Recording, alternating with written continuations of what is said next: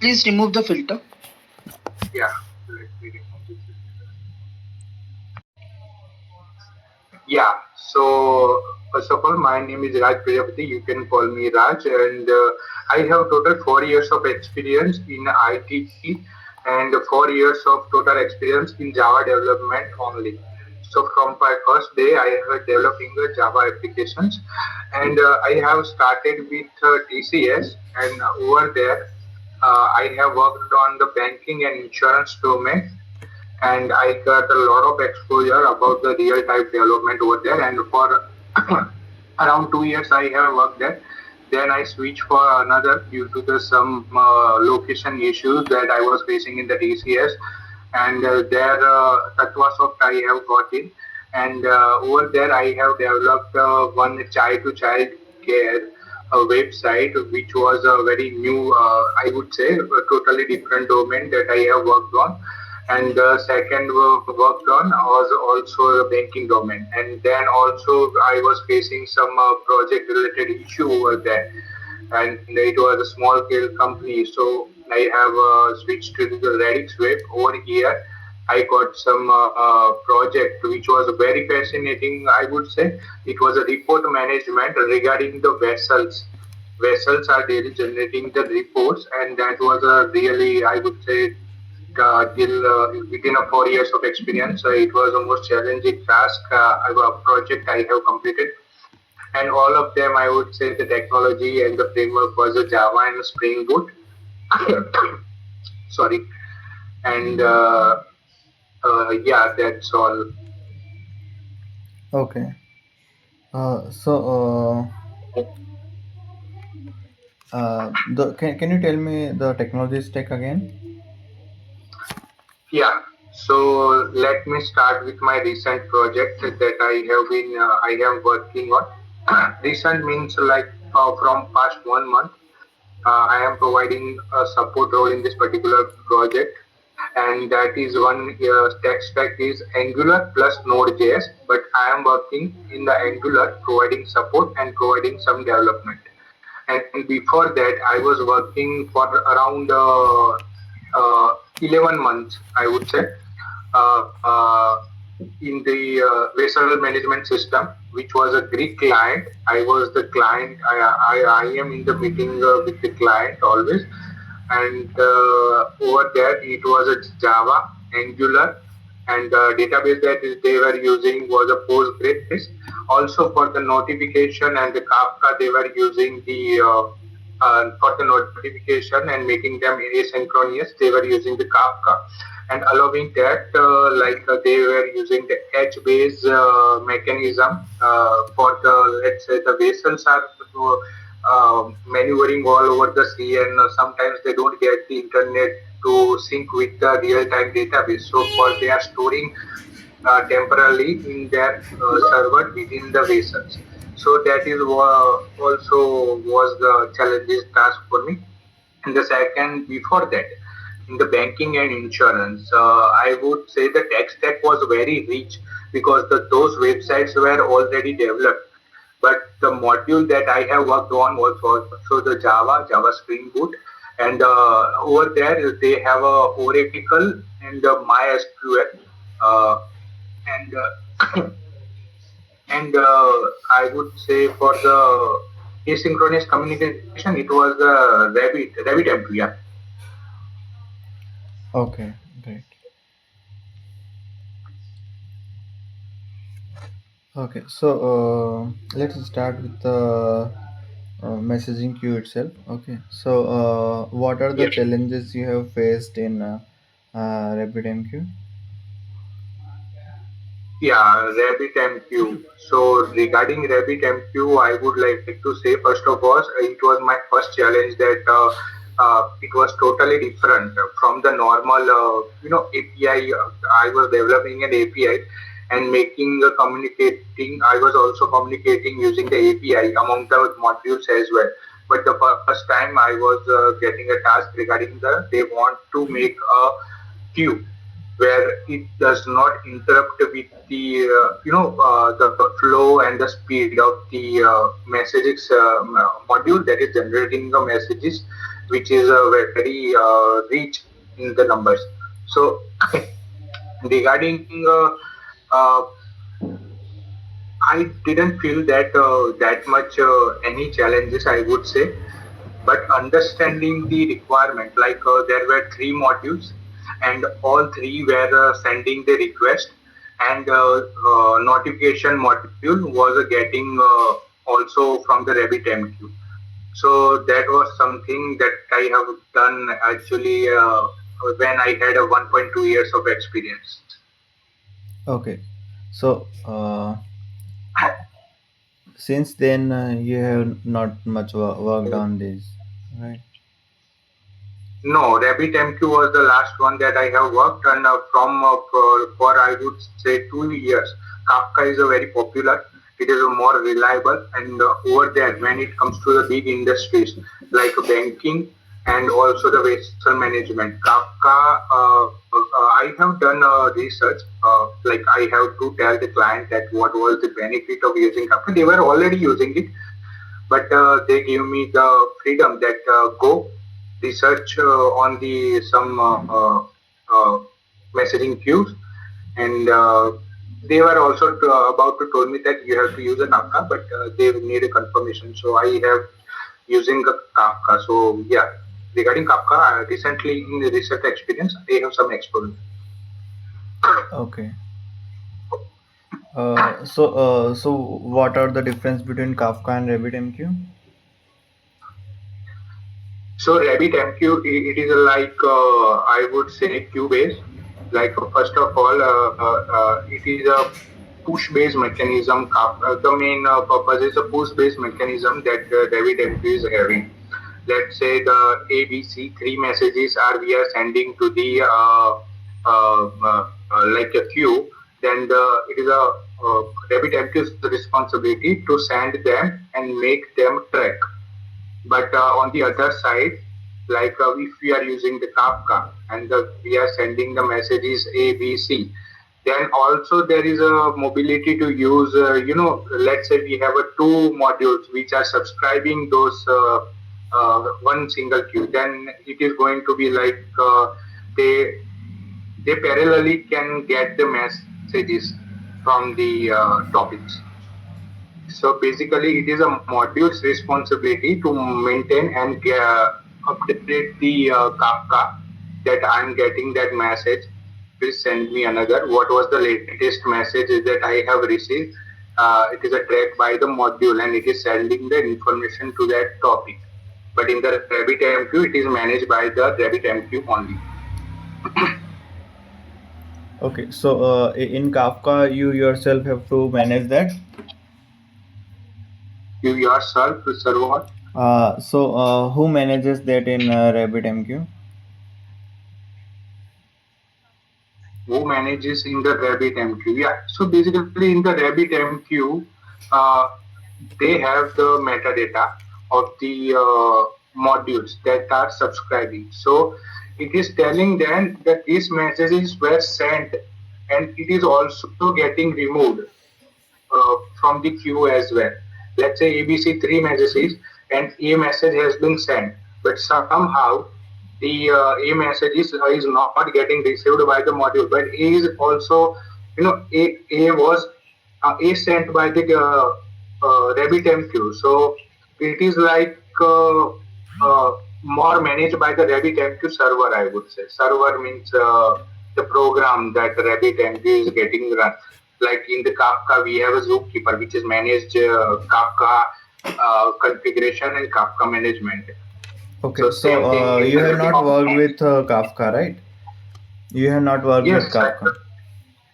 yeah, no, I have worked with Kafka.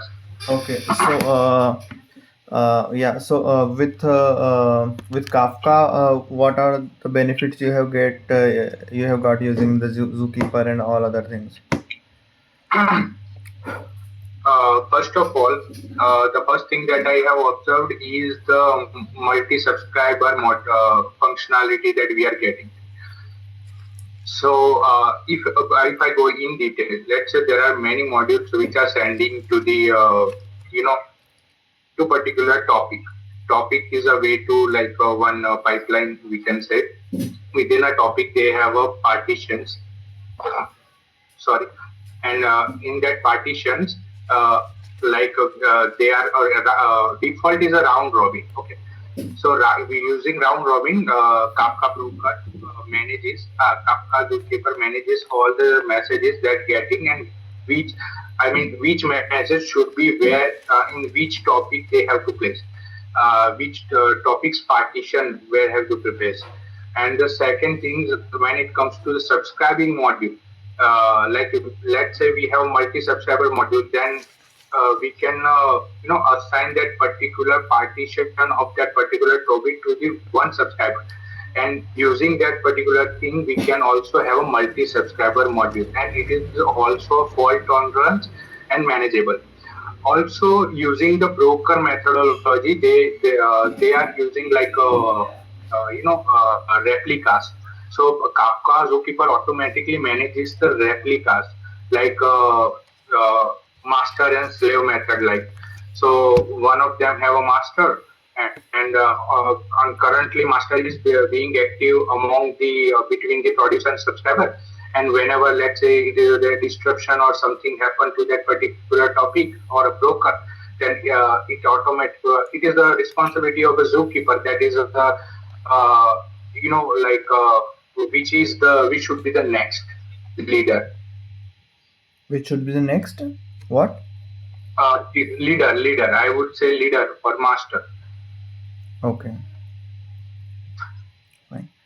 So when there are one topic and more than one listener are there, okay, or subscriber are there, then uh, how many of means which message will go to the which subscriber, and how do you Okay. load balance that? Okay. So it is not our responsibility to manage.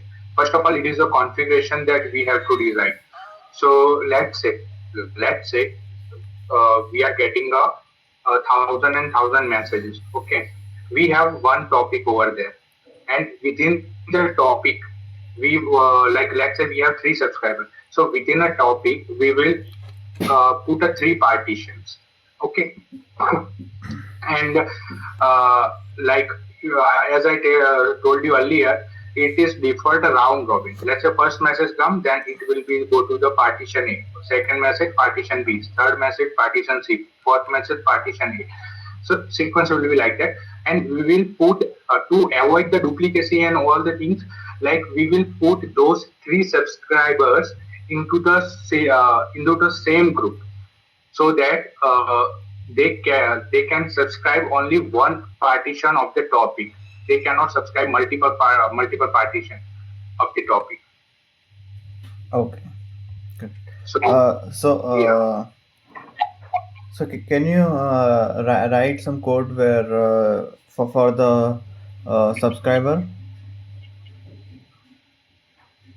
As of now, Yeah, just the main parts. uh,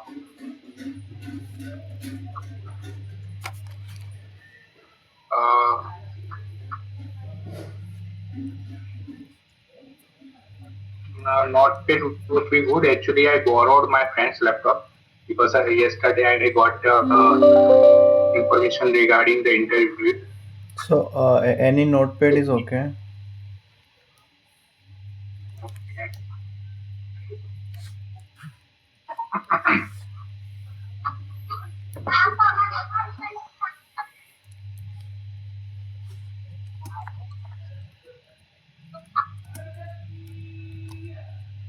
Mhm.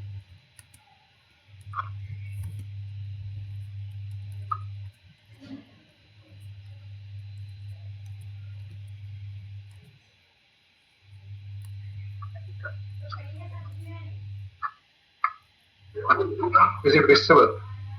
Yeah. It is at the rate of what was that? Right. I am forgetting the Okay. technical words Okay. No actually. problem. So which Angular version you have used? 14 and 17. Okay. So how means did you start front end first or back end? In my IT experience, you are telling? Yeah. No, sir. For the front end, I would say for the last 6 months I am preparing, and before that I was no getting exposure of as a shadow developer. So for last 1 year, I am using the Angular only. Okay. So only 1 year you have been using this. Okay.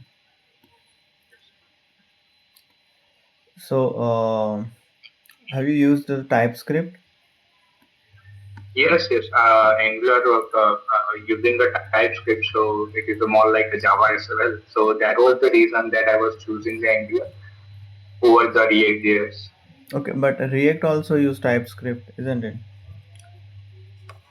Yeah, but we had a talk with my manager, and they are getting a more Angular plus Java projects, and Angular is more compatible with the Java backend projects. And yeah, TypeScript is like a default thing that we are using in the Angular, and in the React, they are using the JavaScript.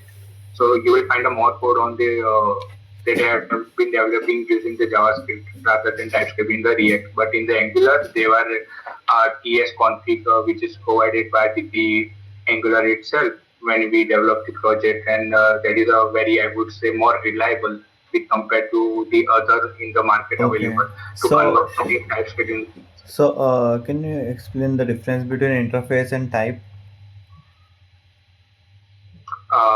interface and type. No, sir, I have no idea. Like in this, I can explain the interface, but in the type, I don't have an idea. Okay. Go ahead. Interface is just like I would say the combining the things like just like in the Java that we are doing like hiding to inherit the parents property into the child's will, and also the when it comes to the structuring the problems requirement, we are using the interface by defining just some methods over there, so Okay. that like it is like a more about blueprint. Okay. So can you explain the use of generics in TypeScript? Hmm. How generic works in TypeScript?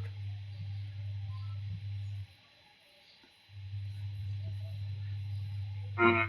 Okay. Fine. Because it recalls. Mm-hmm.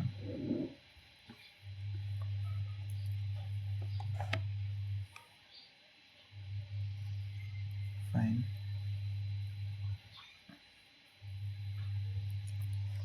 Okay. So can you tell me the collection hierarchy? In the Java. Yeah. So first of all, we have the object. Okay, so it was the parent class, and over there we go down there. Then we have structured, non-structured, linear, non-linear, and in that I would say the uh, set, linked list, array list, and in the non-linear we have the tree set, hash map. Okay. So suppose you are having a hash map and some data is there, and when you are retrieving the element from the hash map, so what are the internally it is running to fetch the value of that key? We internally they were most probably using the hashing, uh, like whatever key that we are setting over there. So they have the function before they are performing it, and based upon that, uh, they are getting the data of that particular hashed key. Okay. So uh, for what they are hashing? Means what is the thing they are hashing? Key, I would say key. And Hash map what happened in after object. hashing? What happened after the hashing? Mhm. Okay, you have got the key. You have created the hash for that now. Okay. So basically, in the Java, we have a reference and the actual location. Okay. So most probably, those hashed key will be the reference of that particular object that is being pointed by this particular reference. So using that, they can get the object. Okay, fine.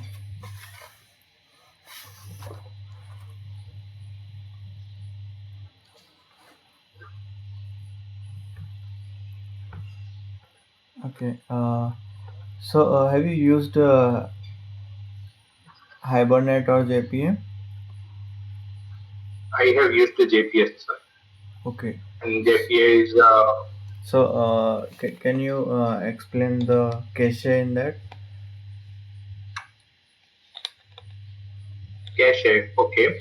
So Spring Boot also provide an internal cache. Like I have used that one, and Hibernate default provide level 1 cache, I think, or level 2. But if we want to implement the level 3 or level 2, then customly we can use that particular cache. So is there level 3 cache? So that is the confusion I am right now. Is there is a two-level caching? Let's say A and B, but what like it was a H1 or H2. I am not sure, but yeah, default one they are using one, and another if we want to implement, then customly we can implement that. Hibernate I'm talking about regarding the Spring. They No, have another setup. you have not worked with Hibernate. You have worked with JPA. JP only. So just talk about the JPA cache. Mhm. JPA caching I have never used. I Okay. used only the Spring Boot caching. Okay, fine. Have you used this transactional keyword? Yes, many times. So what is the use of that? So basically, to avoid the I would say incompleted transactions. Let's say recently in the report, vessel reported management system, we have one report, and within that report, we have uh, one report can have many sub reports. Okay, and sub report have a different table. Report have a different table. So while saving one particular report, we have to make a we have to put an entry in a table like around 7 to 8 times. One main report and six sub reports. So let's say while saving that particular report, if I am getting one error in sub report, so basically we have to traverse back. Like it is not a good thing that we are saving half thing of the object. So using the transactional, we can achieve that if we have a multiple save methods. So it will help to revert it back if we get any error. The transactional makes sure the integrity of saving that particular whole object. Okay. So can you use transactional with L1 cache? What is the use of L2 cache and what is the use of L1 cache?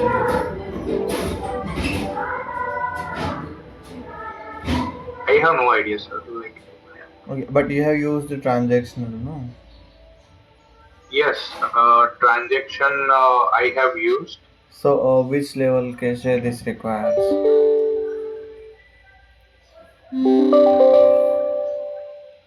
Like two things I have research on. First of all, if we have a nested methods within, let's say we are using transactional keyword on particular method A, and within that method we have some another method B.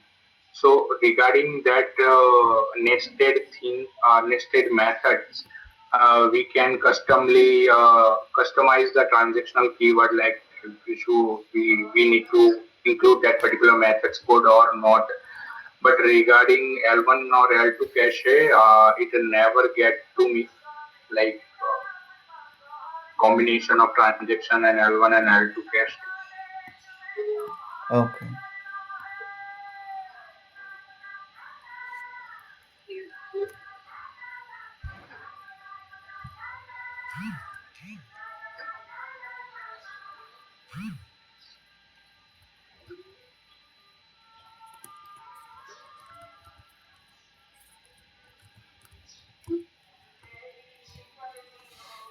Okay. Have you worked with multi-threading?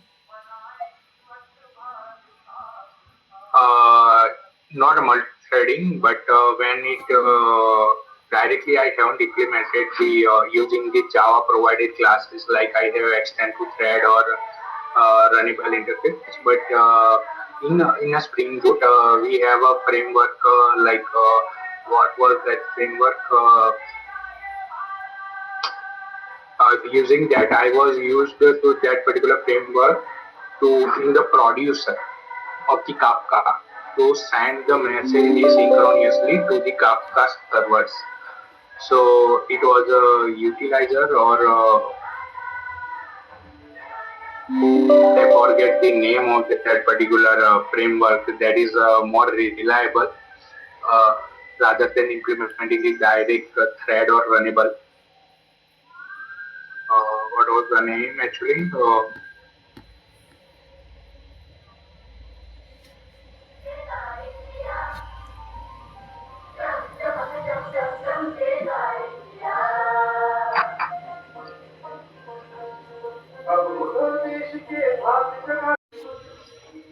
Okay, no problem. Being utilized. What is at the rate Spring Boot application? Yeah, it is the combination of three annotation, and this was the annotation that I was talking about. Like yeah, in the first project, first Java, like Spring Boot is getting started, the Spring Boot application, and over there it is at the configuration, at the rate. I would say what was three annotation at the rate configuration. Another two was What is enable auto configuration? yeah. So it is enabling the auto configuration. Like we have over here in the environment file, we have a lot of properties. So we earlier in the projects we are using the XML file for the configuration and providing the paths and the properties over there.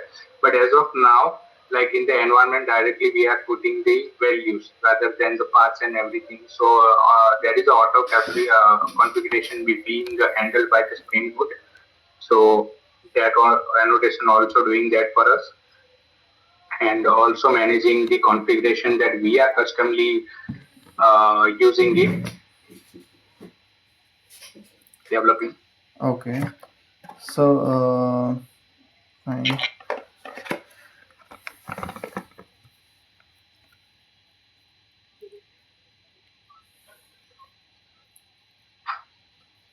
You have used exception handling.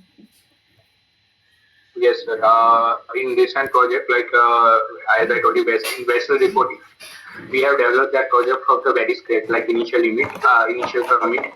So the thing is, like we have decided to use the global exception using the at the rate controller advisor. Like we can utilize that global exception. So yes, I have used the exception. How does this global exception work when you are writing the at controller advice? Yeah. So basically, we have a mechanism over there. Some default Java classes are throwing their already defined exception. Okay, and that exception also we have to mention over there. Like in that particular, we have to list out all the exception. Let's say a data not found exception we are throwing over there. So like wherever in the whole application it is a throwing a data not found expression, then we have to put it over there that if data not found expression getting triggered, then we have some sort of exception message that we want to send to the I would say front end. So that thing we have to do in that particular class. And in the personally, I wherever I work on that, I have observed that those controller advisor is actually not working on the triggers. I have one task which I was putting some intervals. After intervals, we have to work some certain task of saving and retrieving. So in that particular scheduler, sorry, not trigger, schedulers. In scheduler, it is not working that particular controller advice. So for that, I have written a custom catch. And if we implement the custom catch, then custom catch will trigger first, then controller advisor will work. Okay.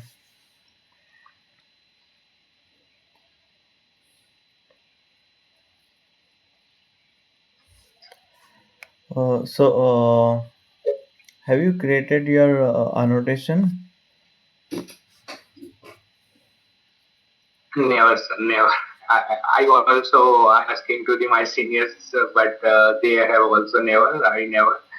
But Okay. using Have you like used that, yeah, auth? yes, I have used odds like Spring Boot provide. Okay. How do you uh, do the authentication? Okay, so are you talking about a JWT or auth 2? Like Whichever you have used, you can explain that. I have used both one actually, like Okay. authentication and Yeah, authentication. explain both then, if you can. Yeah. So authentication and authorization. Let's say we have our users ABC. All those users have a different authorities. I would say one is admin, one is a user, and one is a seller. So each one have their own front page and data that they can see from the front end. So that is something authentication. Like using the username and password, we are doing the authentication, authenticating that particular user. And using that authentication, we are using the JWT, and using that JWT, we are restricting the APIs. Like say the JWT, the JWTs are having JWT utilities that we are using in the backend, and using that JWT, we are getting the data that this particular JWT is a type of admin. Like we are also getting the record using the username, and then we are matching that this is the admin. Then we are restricting APIs and all the things. And authorization is within a, let's say, uh, sorry, I have explained the authorization, not the authentication. Authentication is the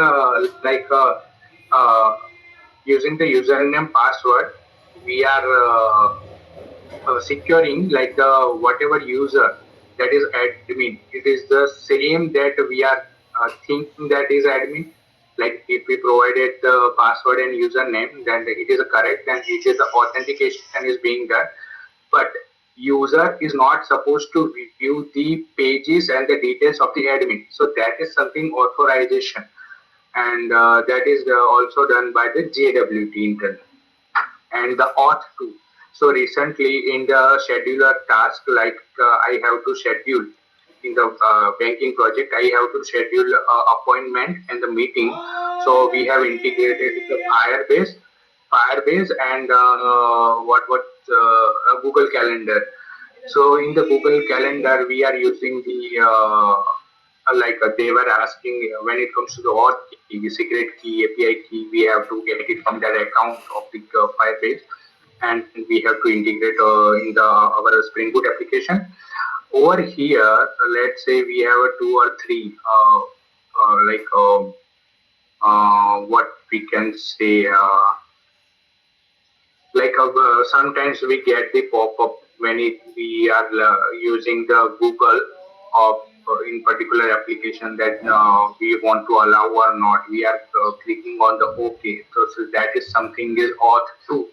We are using it, and we also have some third-party security provider like Okta and Keycloak.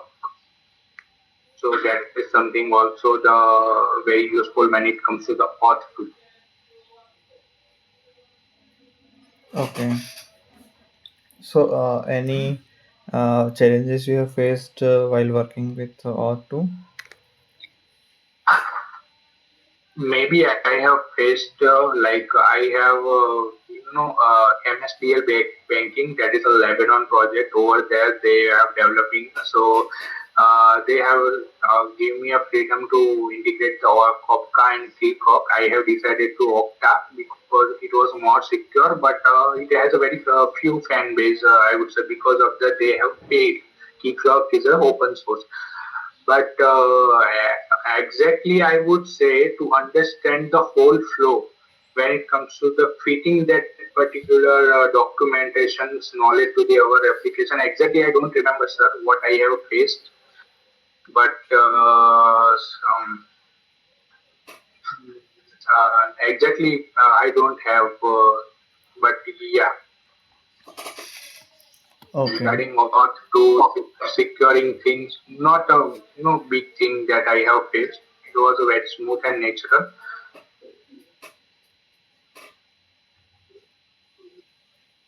Okay. Fine.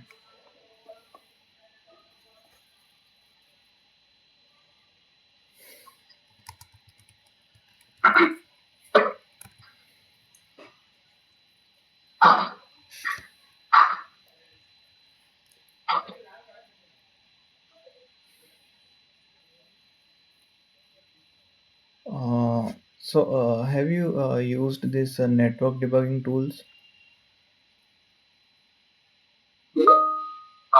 Network,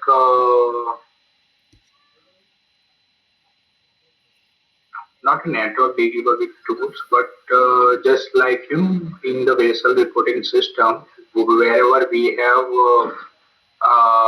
deploying our, there were like 1,000 modules, and we are developing two of them. This over there, there have a lot of Kafka and all the things. I forgot the name actually, but where over there I can see the real time logging and which module is generating what kind of log of that.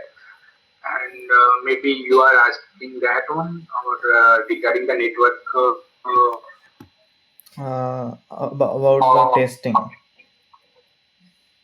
Testing, no, no. When I actually when I was learning the microservices first time, then I got some kind of exposure that we can get an idea, right? Which API is getting triggered and what is the issue. But what was the name of it? Not sure. Okay.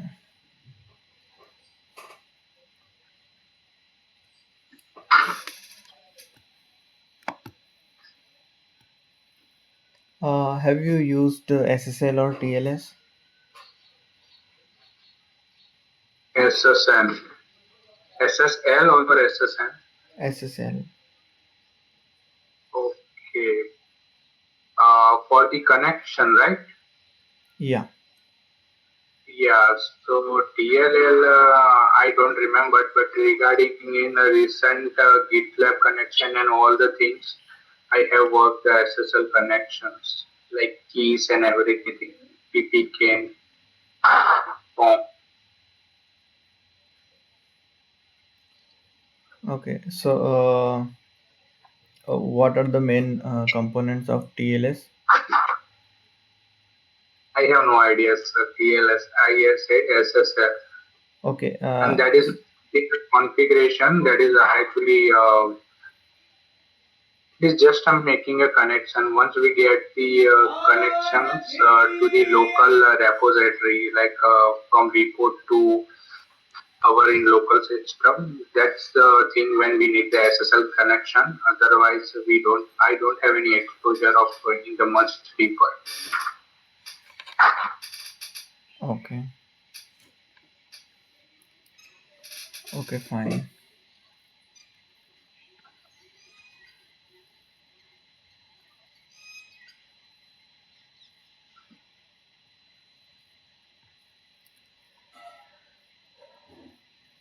Okay. Fine. I think I'm done from my side. Do you have any question?